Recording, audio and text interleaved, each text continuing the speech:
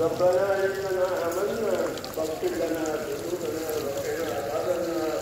اللهم اغفر لي ولوالدي واغفر يا رب لجميع المؤمنين والمؤمنات والمسلمين والمسلمات الأحياء منهم والأموات ولإخواننا الذين سبقونا بالإيمان ولا تجعل في قلوبنا غلا للذين آمنوا ربنا إنك رؤوف رحيم.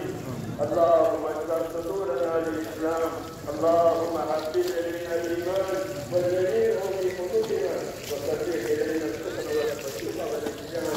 اللهم اجعلنا من الراشدين، اللهم اجعلنا من الراشدين، اللهم اجعلنا من الراشدين.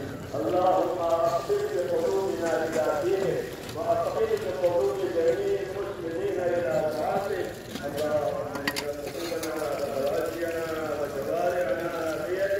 لم تكلفنا